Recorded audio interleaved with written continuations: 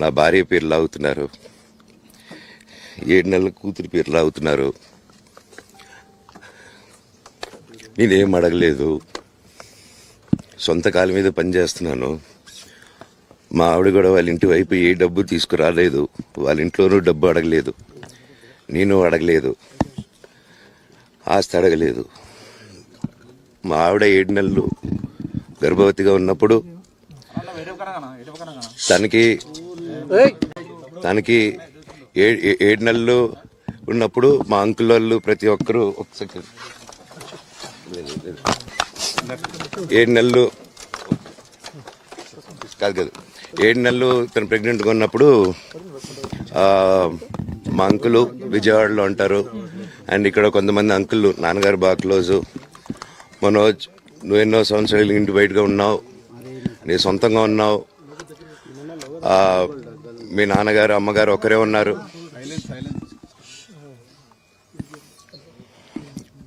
మీ నాన్నగారు అమ్మగారు ఒకరే ఉన్నారు. మీ అన్న ఏమో దుబాయ్కి షిఫ్ట్ అయిపోయాడు ఫ్యామిలీతో. మీ వైఫ్ ప్రెగ్నెంట్గా ఉంది, తనకి తల్లిదండ్రులు లేరు. తనకి ఇప్పుడు మీ అమ్మ అవసరం ఉంది, పెద్దోళ్ళు అవసరం ఉంది.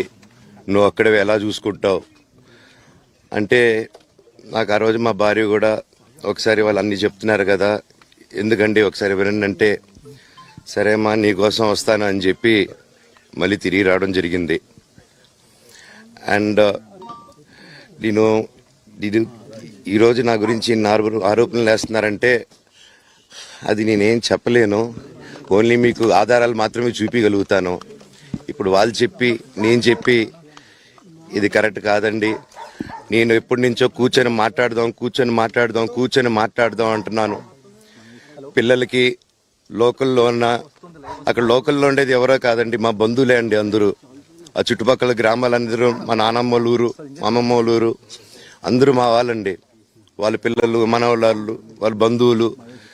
సో వాళ్ళకి అన్యాయం, వాళ్ళు అర్జీలు పెట్టుకున్నారు, వాళ్ళ లెటర్లు పంపించారు, వాళ్ళన్నీ చేశారు.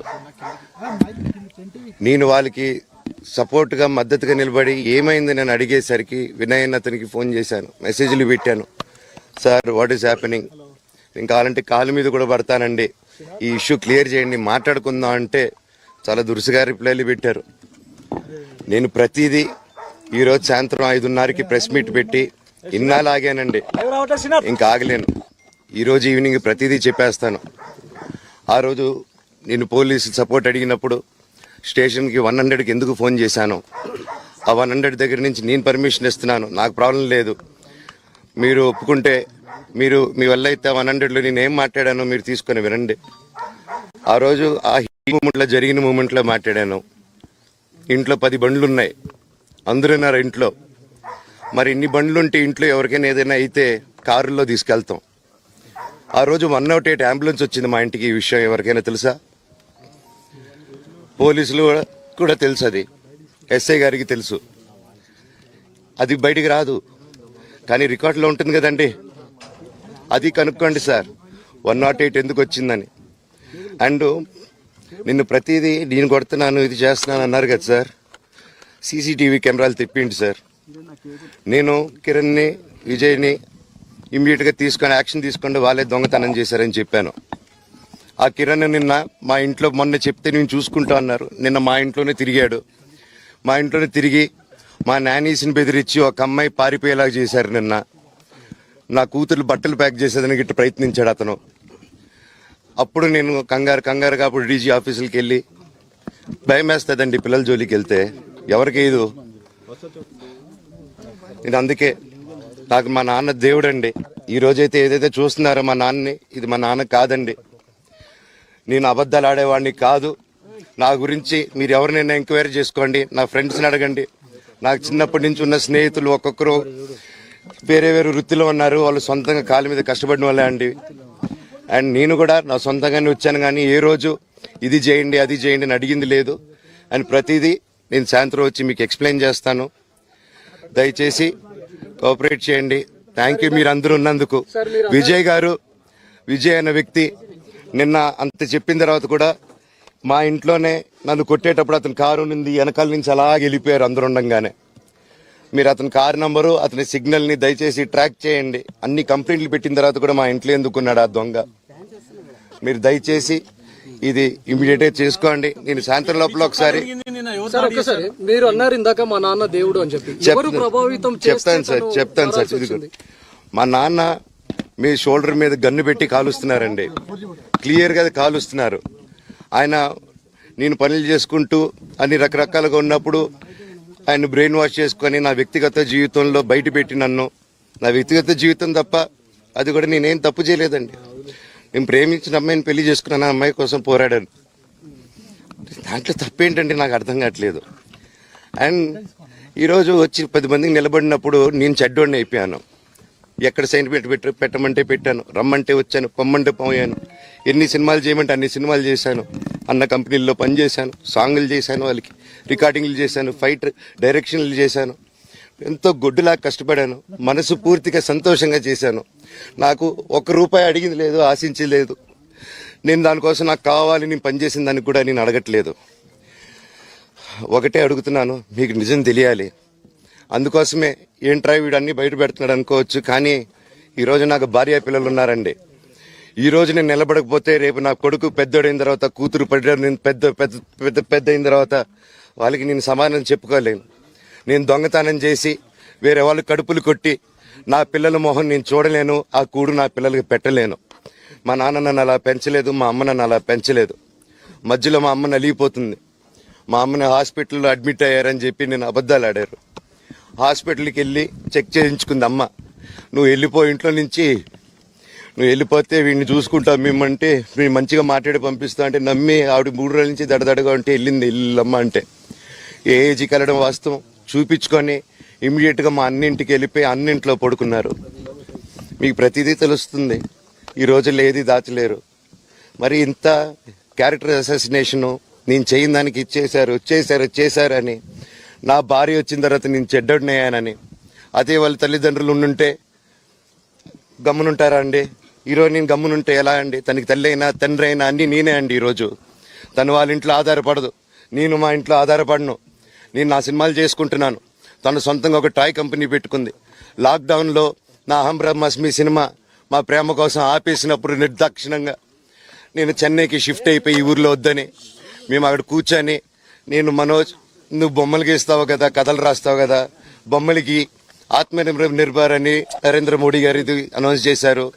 ఈ బొమ్మలు నీకు బొమ్మలు ఇష్టం, పిల్లలు ఉన్నారు, మనమే క్రియేట్ చేద్దాం బొమ్మలు అంటే, లాక్డౌన్లో నేను డ్రాయింగ్లు చేసి కథలు రాసుకొని నా ఫ్రెండ్స్ దగ్గర కొంచెం అప్పులు చేసుకొని మేమే పెట్టుబడులు పెట్టుకుంటూ, నా ఫ్రెండ్స్ కూడా పెద్ద కష్టపడి వచ్చిన వాళ్ళండి. వాళ్ళకున్న కొంతలో నాకు పంచుకుంటూ, మమ్మల్ని కాపాడుకుంటూ, ఒకరినొకరు కాపాడుకుంటూ నిలబడి ఈరోజు మనీని నిలదొక్కున్నాం అండి. నేను నా భార్య, తను కష్టపడుతుంది. ఇప్పుడు కాశ్మీర్ నుంచి కన్యాకుమారి వరకు ఓన్లీ తను, నేను, ఇంకొక 3-4 కలిసి దీన్ని ఇంత దూరం తీసుకొచ్చామండి. ఈరోజు నేను మళ్ళీ సినిమాలకు వచ్చేసాను. అందుకే ఈరోజు నేను నిలబడపోతే ఇది నా పిల్లలకి చెప్పేది కరెక్ట్ కాదు, ఎవరికి కరెక్ట్ కాదు. ఇన్నాళ్ళు గమ్మునున్నాను ఓకే, కానీ వాళ్ళ నాన్న ఆస్తుల కోసం కొట్లాడుతున్నాడా, మంచి కోసం నిలబడుతున్నాడా అనేది ఈరోజు మీకు సాయంత్రం వచ్చిన ప్రూఫ్స్ అన్ని వదులుతాను. మా నాన్న మీద గన్ను పెట్టి కాల్చే వినయ్కి, మా అన్నకి సాయంత్రం ప్రతిదీ చెప్తాను. చెప్పాను కదండి, వినయ్ అని మా అన్న విష్ణు అని. అవునండి, నన్ను హాజరుపరచమన్నారు, 10:30కి రమ్మన్నారు. మీరందరూ చూశారు. నాకు మొన్న ఫస్ట్ రోజు తగిలి బాగా నొప్పి వచ్చింది, మెడ, కాలు. 3 వారాల క్రితం ఫైట్లో నాకు మజిల్ టైర్ అయింది, గ్రేడ్ 1 టైర్ రైట్ లెగ్లో. లెఫ్ట్ లెగ్లో మళ్ళీ దెబ్బలు తగిలాయి మొన్న. సో అందుకే కొంచెం బ్యాలెన్స్ ఇది ఉంది. మందులు హెవీ మెడికేషన్ ఇచ్చారు, హెవీ ప్యాచ్ కూడా వేశారు నాకు. దానివల్లే కొంచెం నడుస్తున్నాను. అండ్ ఇప్పుడు అందుకే రిక్వెస్ట్ చేసుకొని, సార్ నాకు కొంచెం టైం ఇవ్వండి, పాప ఉంది, సెటిల్ చేసుకొని నేను వస్తాను సార్, కొంచెం సెట్ చేసుకొని అని పోలీసుల గారికి రిక్వెస్ట్ చేసుకొని ఇప్పుడు బయలుదేరుతున్నాను. సార్ దాని గురించే సార్ చెప్పాను. మద్యానికి బానిసై ఇలా ప్రవర్తిస్తున్నాడు, అందుకే నేను మనోజ్ విషయంలో సీరియస్ గా ఉన్నాను అని చెప్తున్నాను. సార్ మద్యానికి బానిసై ఎవరిని కొట్టాను సార్? నా పిల్లల్ని కొట్టానా, నా భార్యను కొట్టానా, మా అమ్మని కొట్టానా, మా నాన్నని కొట్టానా? ఇవన్నీ నీ మద్యానికి బ్యాలెన్సే అందరినీ కొడుతున్నాను, పనులు కొడుతుంటే సీసీటీవీలు తెప్పింటి సార్. అది దొంగతనం చేసింది నేను కాదు సార్. అది తెప్పిండి సార్ అంతా, అప్పుడు మాట్లాడదాం సార్. మనోజా ఎవరా అని చెప్తానండి. నాకు ఇంకా కొంచెం క్లారిటీ రావాలి. కమిషనర్ ఆఫీస్కి వెళ్తాను, వాళ్ళని కలుస్తాను, రిక్వెస్ట్ చేసుకుంటాను, మాట్లాడుకొని వాళ్ళు ఏం చెప్తారు. 5:30కి మాట్లాడతానన్న.